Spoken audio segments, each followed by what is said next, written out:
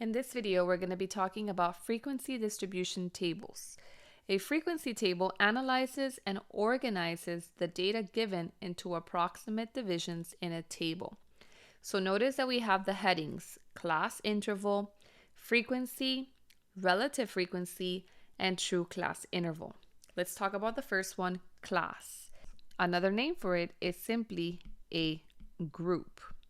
The class contains the intervals that the data is divided into.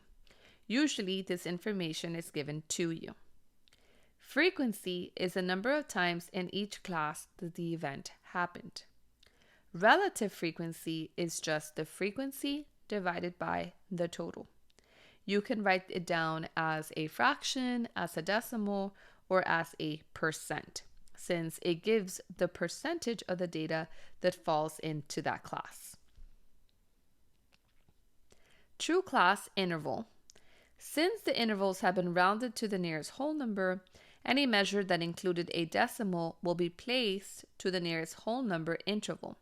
In order to be more precise, we're going to be adding and subtracting 0.5. So let's take a look at what that means with an example. Let's say that we have a group or a class interval from 151 to 153. That means that we are going to have a true class interval of, you take the 151 and subtract half from it. So it's going to be 150.5 is less than or equal to x, less than, and then you take the last number, 153, and you add 0.5 to it. Okay, so if you watch the video on bounds, this kind of looks very much like bounds. Then we talk about group data. Group data is simply data that is divided into intervals. So all of this is going to make sense now when we go to see it in an example. Let's go ahead and take a look at one of them. The degree of reading program DERP test is often used to measure the reading ability of children. The data below describes the DERP scores of 44 third grade students. Notice how we have scores and we have them in intervals from 10 to 19, 20 to 29, 30 to 39, 40 to 49, and 50 to 59. For each one of the groups, we have frequency, which is how many times or how many scores of these 44 third graders actually fell within each group. Our job is to make a frequency distribution of the data using the intervals given and include the following. So here we have our table. We're going to go ahead and label the first column class intervals. The second column is going to be frequency. The third column is relative frequency. And the last column is going to be true class interval. If we take a look at the data, it goes 10 to 19, 20 to 29. So those are pretty easy to remember. So 10 to 19, 20 to 29, 30 to 39, 40 to 49, and 50 to 59. So those are the groups they gave us. The frequencies are 6, 9, 11, 6, 9, 11, 14, and 4, 14, and 4. So if I add these up, the sum, that's capital sigma for sum, is going to be 15, 26, 40, 44, as it should be, because they said in the very beginning of the problem that we're going to have 44 third graders. So it does add up to 44. The relative frequency, I can write the frequency over the total, and I'm going to write this as a fraction and as a percent. To change this to a percent, we have to first divide. 6 divided by 44 is 0.136 approximately, which is about 13.6%. So the next one is going to be 9 out of 44, which is approximately 20.5%. 11 out of 44, which is 1/4, so that's approximately 25%. 14 out of 44 is approximately 31.8%. And finally, 4 out of 44 is going to be approximately 9.1%. So if you take a calculator and you add all of the percentages, 13.6 plus 20.5 plus 25 plus 31.8 plus 9.1, going to add up to 100%, which is great. There are times when you find the relative frequencies that they're going to add up to 99.9% or even 100.1%. Remember, sometimes we have a little bit of round off error, and so that is okay. If you get an answer like 95%, that's off by a lot. Okay, so somewhere something there is wrong. Just like 105%, it's too much. But if you have 99.9 or 100 or 100.1, then that's perfect. Okay, so then we have the true class interval. The idea of true class interval is that we are going to take this frequency distribution table and we're going to create a graph called a histogram. A histogram is simply a bar graph where all of the bars touch. Okay, so my first bar would go from 10 to 19. The second bar from 20 to 29, but we have a little problem. Right now, I just told you, in a histogram, all the bars are connected.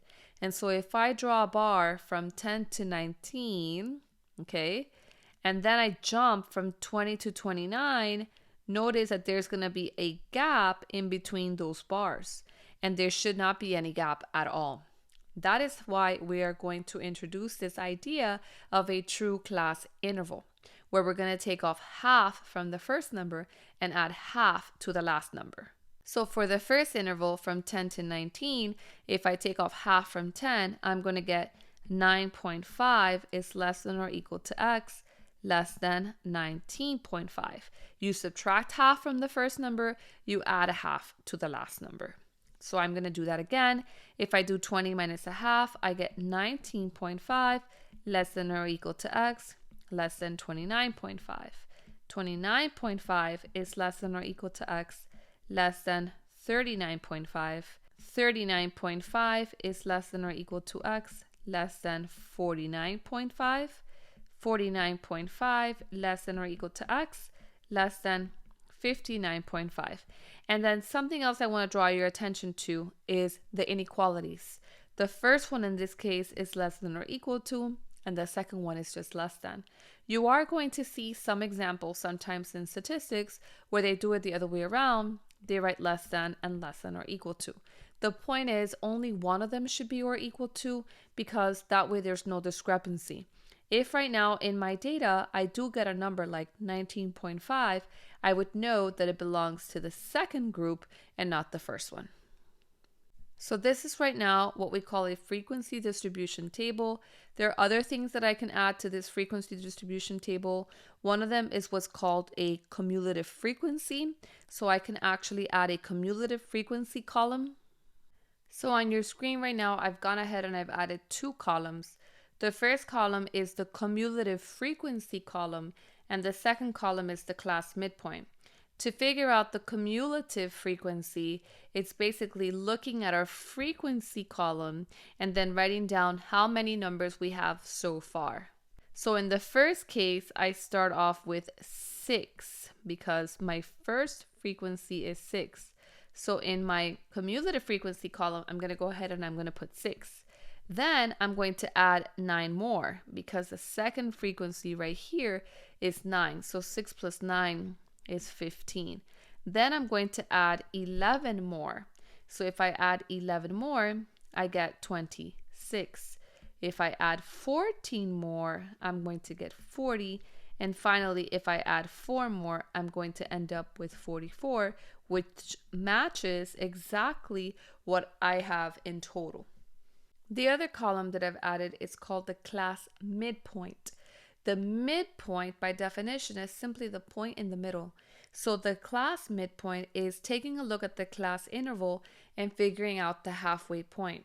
So if the first interval is 10 to 19, I'm going to find the class midpoint by simply adding the two together and then dividing by 2. So 10 plus 19 divided by 2 is 29.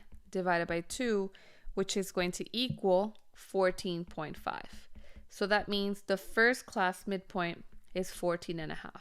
I can do that for every single one of them. So 20 plus 29, and then I'm going to go ahead and divide that by 2. That's going to give me 24.5. And I think you're going to start seeing a pattern. 34.5, 44.5, and 54.5. So that's what's meant by class midpoint. So now we're ready to create our histogram. On our histogram, we're going to go ahead and introduce a break in the graph. I'm going to number each one of these according to my true class interval. So it starts 9.5 all the way to 59.5. So 9.5, 19.5, 29.5, 39.5, 49.5, and 59.5. Okay, so I'm trying to make those as equally spaced as possible. And I'm going to label this x-axis the true class interval. On the y-axis, we're going to label that frequency. So take a look at the frequency column. The highest frequency we have is 14. So 4 actually is the lowest, all the way to 14. So I can basically go by 2, 2, 4, 6, 8, 10, 12, 14.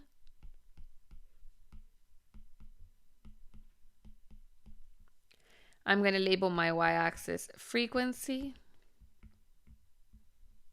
And now I'm going to make my bars. My first bar goes from 9.5 to 19.5. That's my first bar. And the frequency is 6. So 9.5 to 19.5. My frequency is 6. I'm going to try to make this as smooth as possible. The second one goes from 19.5 to 29.5, and the frequency is 9. So 19.5 to 29.5, the frequency is 9. Notice that they are touching. Okay, there's no gap in between the bars at all. The next frequency is 11, and then 14 and 4. So I'm going to go all the way up to 11, 14, and finally 4. The last thing I want to do is make sure that I shade these in. And there you have it. Here is your histogram. A few things that we have to keep in mind. Number one, it is possible that we need a break in the graph because the distance from 0 to 9.5 is not the same as the rest, and the rest of them are consistently spaced out. Number two, we need consistent scales. That means that we're not just going to put on our y-axis the numbers 4, 6, 9, 11, 14. It has to be consistent. So we went by 2, 2, 4, 6, 8, 10, 12, 14. You want to make sure you label your x-axis. In this case, it's true class interval. Sometimes you're going to see that whatever it is that you're referring to, that's how you're going to label it. You're going to also label your y-axis frequency. And a lot of times you're going to give your graph a title. And of course, shade the bars. Make sure there's no space in between them. The second type of graph that we can create is called a frequency polygon. On the IB exam, they will not ask you to draw a frequency polygon, but it is good for you to actually know what this one looks like. So we're going to be using midpoints instead of the true class intervals. I still have to have a break. I start with my first midpoint, which is 14.5 all the way to 54.5, 14.5, 24.5, 34.5, 44.5, 54.5. So we're going to call these the class midpoints, okay? The y-axis is still going to be frequency. My frequencies are still the same all the way to 14, so I'm still going to go 2, 4, 6, 8, 10, 12, 14. But this time around, we're going to be using dots, points, to connect them. So the first midpoint is 14.5 and the frequency is 6. So at 14.5, I put a point at 6. That's a really big point. Your point doesn't have to be that big. The second one is 24.5 at 9 is the frequency. So 24.5 and then 9. The next frequency is 11. So 34.5 to 11. And then 14. And finally 4. So you want to connect these dots with a line, and that would basically be my frequency polygon. One of the interesting things when you take a stats course is that sometimes they ask you to create this frequency polygon and a histogram all at the same time. That is by far the easiest thing to do, because obviously you would have to do the histogram first, but then you're going to just find the midpoint of each one of these bars and you're going to connect them with a line. And so that's going to give you that same shape as this frequency polygon. So super easy. And again, for the IB course, you're not going to be asked to do the frequency polygon. So you're just going to be asked to create a histogram or to understand and read a histogram. So there you have it. These are the basics on how to create a frequency distribution table and then how to use it to create a histogram.